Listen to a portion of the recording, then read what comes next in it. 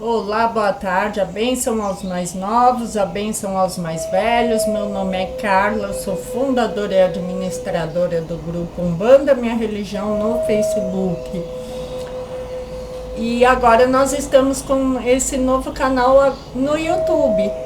Gostaria de pedir a todos os membros que venham se inscrever no canal, curtir os nossos vídeos, me sugerir novos conteúdos para que eu possa estudar e trazer aqui para o YouTube e posteriormente para o grupo, é claro. Eu gostaria de agradecer o Cantinho da Artesã, onde eu encomendei a boneca do início da foto, a minha mãe Oxum. Tô ansiosa para que chegue logo. É um enfeite para minha casa, né? É algo para mim poder homenagear a minha mamãe que tanto cuida de mim, né? Mas vamos lá. A semana passada eu falei sobre as controvérsias da origem da Umbanda e agora eu vou trazer as ramificações da Umbanda, tá? Como sempre, eu tô com a minha colinha aqui, eu vou ler, porque eu não sou nenhuma expert na Umbanda, como eu disse, eu não sou mãe de santo, eu sou simplesmente uma estudiosa da religião, além de muito amor que eu tenho por essa religião, por ter me identificado tão completamente nela, né? Eu vou deixar nos comentários o link de onde eu tirei essas informações e como eu vou fazer em todos os vídeos, de onde eu trouxer o conteúdo, eu coloco nos comentários o link de onde foi.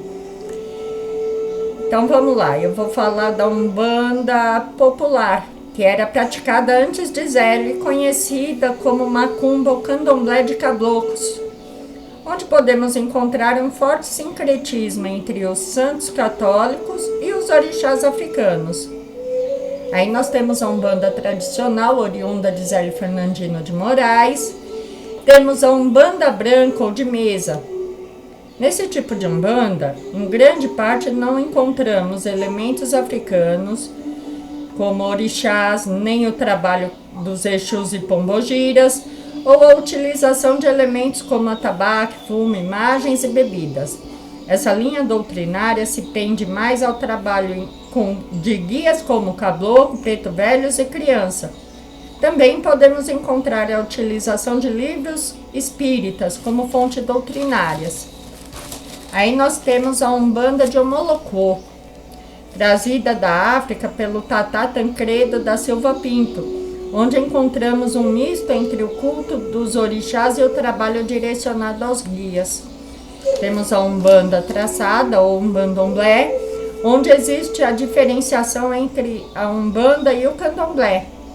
Mas o mesmo sacerdote ora vira pela Umbanda, ora vira pelo Candomblé, em sessões diferenciadas, em datas e em dias e horários diferentes. Temos ainda a Umbanda esotérica, que é diferenciada entre alguns sentimentos, oriundo de Oliveira Magno, Emanuel Zespo e o WW da Mata, mestre Iapacane,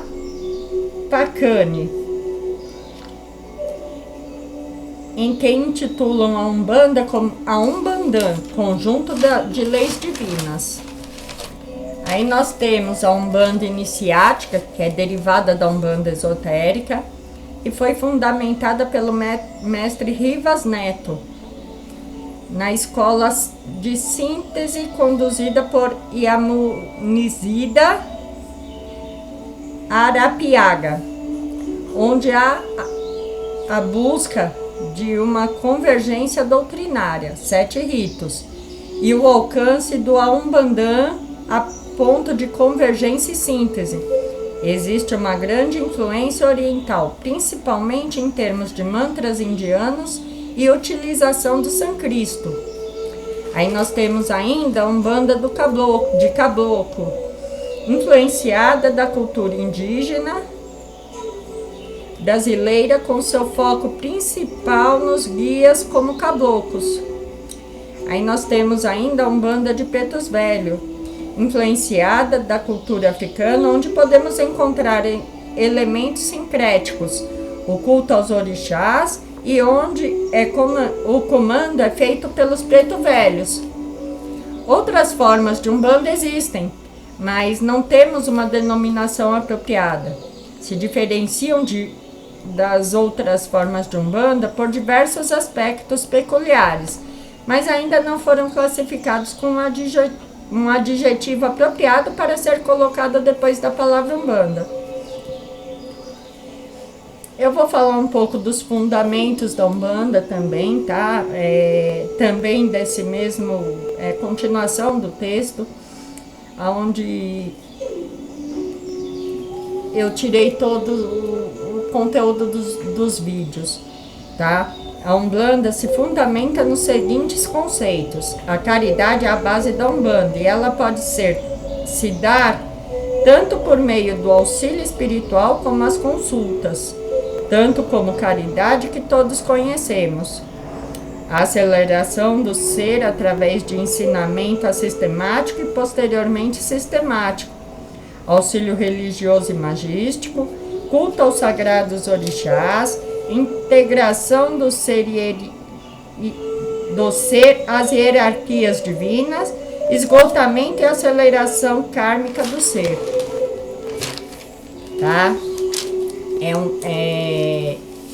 Se fundamenta em um Deus único e superior, Zambi, Olorum ou simplesmente Deus, em sua benevolência e em sua força, emanada através dos orixás e dos guias, auxiliando os homens em sua caminhada para a elevação espiritual e social. Infelizmente, deve-se os limites da linguagem humana, a falta de precisões em conceituar o que seria Deus. Isto porque uma das características da divindade suprema é ser infinito, sem medidas, o que remete apenas a conhecer parcialmente a sua natureza. Mormente cabe ao homem a aventura de tentar decifrar divindade pela fé, pelo amor, pela razão, e é sobre esta grande aventura humana que podemos falar. Os orixás não são deuses, como muitas pessoas podem conceber, assim como em outras religiões, mas sim divindades criadas por um único Deus, Olorum dentro da corrente de Nagô, Zambi dentro da corrente de Bantu. Uma interpretação mais objetiva coloca os orixás como manifestações de diferentes arquetipos universais, que seriam uma síntese de leis e princípios cósmicos e naturais, que representariam as diferentes manifestações das forças naturais, expresso na forma de símbolo. Cada pessoa está ligada a um desses arquetipos, ou seja, orixá, e sua evolução deve seguir os padrões dessa síntese simbólica ao qual essa pessoa está relacionada. Na Umbanda esotérica e iniciática, temos a seguinte interpretação: os orixás são vibrações de Deus. Vêm dele, mas não são ele. São princípios irradiados da suprema inteligência. Regem a criação e a evolução em todo o cosmos. 7 são as vibrações que imprimem na natureza um ritmo centenário, que pode ser visto nas cores, no som, nas formas, nos seres e em todos os elementos da natureza. Na Umbanda, de uma maneira geral, pois existem variações referentes às diversas ramificações existentes. Os orixás são cultuados como divindades de um plano astral superior, que na Terra representam as forças da natureza. Muitas vezes confunde-se a força da natureza com o próprio orixá. Oxum as águas doces, Iemanjá as águas salgadas, Inhansã os ventos, chuva fortes e relâmpagos, Xangô a força das pedreiras, Oxóssi a energia das matas, Ogum a energia dos metais. São 7 orixás ou linhas na Umbanda em ordem: Oxalá, representado por Jesus; Oxóssi, representado por caboclos ou índios brasileiros ou não; Ogum, chamados de guerreiro; E beijada, a linha das crianças, Oxum é representada pela força da água doce, rios e cachoeiras. Xangô representa a justiça e a força das pedreiras, e Iemanjá representa a água do mar. A cada orixá está associado uma personalidade e um comportamento diante do mundo e com seus filhos, os quais são seus protegidos. E uma parte das emanações do orixá são presentes no Ori ou Kamatuá desses filhos. Existe a compreensão do trabalho dos orixás na Umbanda em 7 linhas. Rubens Saraceni as divide da seguinte forma: fé, amor, conhecimento, justiça, lei, evolução e geração. Ainda, segundo Saraceni, os 14 orixás de Umbanda, colocados pela ordem das linhas que trabalham: fé, Oxalá e Oiá; amor, Oxum e Oxumaré; conhecimento, Oxóssi e Obá; justiça, Xangô e Egunitá; lei, Ogum e Ansã; evolução, Obulaê e Nanamburuquê; geração, Iemanjá e Omolu. Referências africanas, indígenas, europeias e indianas. A Umbanda é uma função de elementos africanos. Orixás e culto aos antepassados. Indígenas, culto aos antepassados e elementos da natureza. Brancos. O europeu trouxe seus santos e a doutrina cristã que foram sincretizados pelos negros africanos. E de uma doutrina indiana de reencarnação Karma e Dharma, associada à concepção de espírito empregada nas 3 raças que se fundiram: negros, brancos e índios. A Umbanda prega a existência pacífica e o respeito ao ser humano, à natureza e a Deus, respeitando todas as manifestações de fé, independente da religião. A máxima dentro da Umbanda é: dê de graça o que de graça recebeste, com amor, humildade, caridade e fé. Os médiuns na Umbanda.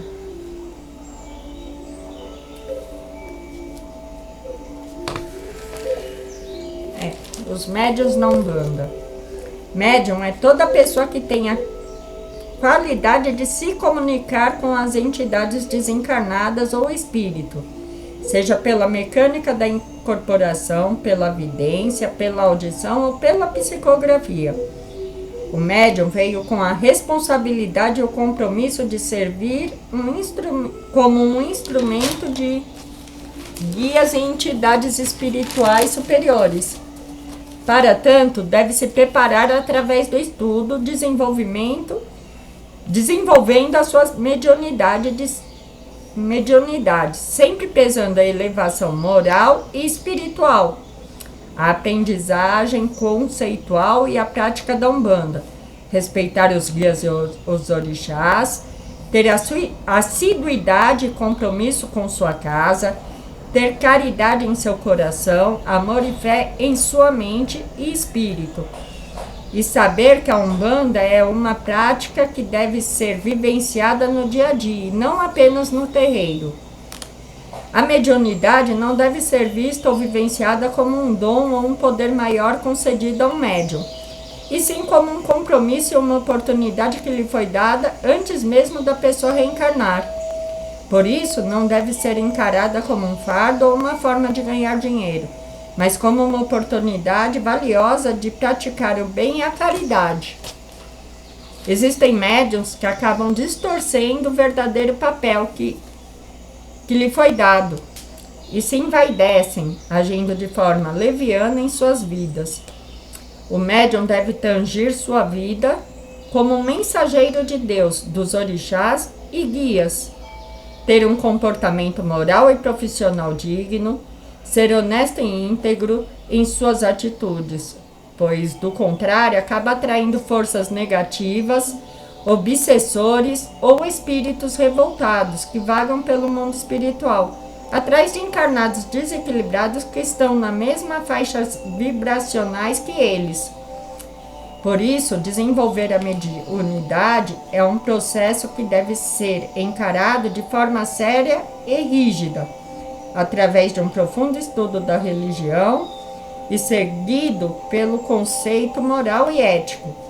Ser orientado e iniciado por uma casa que pratica o bem é essencial. As pessoas que são médiums devem levar sempre a sério suas missões e ter amor e dar valor ao que fazem. Ter sempre boa vontade nos trabalhos de seu terreiro e na vida do dia a dia. Os médiuns devem sempre que necessário, tomar os banhos de descarregos adequados aos seus orixás e guias. Estar pontualmente no terreiro com sua roupa sempre limpa. Conversar sempre com o chefe espiritual do terreiro quando tiver alguma dúvida, problema espiritual ou material. Eu vou falar também, eu separei aqui para falar dos falangeiros de orixá, né? As entidades que são incorporadas pelo médium podem ser divididas entre falangeiros de orixá, que é Xangô, Ogum, Oxum, Nanã, Iemanjá, Iansã, Obaluayê, Oxumaré, entre outros. Os guias, que são pretos velhos, caboclos, boiadeiros, crianças, exus, marinheiros e orientais. E quiumbas, espíritos sem luz. Esses normalmente são incorporados quando se está fazendo algum descarrego ou quando existe algum obsidiado no local.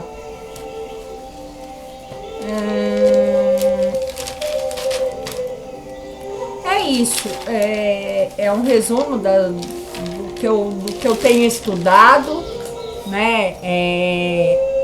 Eu ainda não sei qual vai ser o meu tema da semana que vem. Estou aceitando sugestão, pode me chamar no Messenger, no privado, ou colocar nos comentários aí qual o tema para o nosso próximo conteúdo.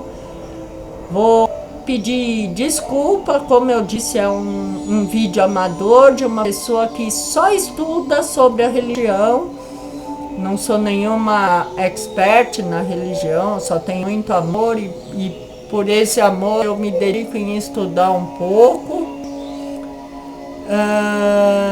Mais uma vez vou pedir a todos os membros do grupo para que se inscrevam no nosso canal no YouTube, curtam os nossos vídeos. Mais uma vez vou agradecer o Cantinho Artesã pela minha Oxum, né? Não vejo a hora de recebê-la. É isso. Vou finalizando, desejando muito axé, muita força a todos os meus irmãos. E até a próxima.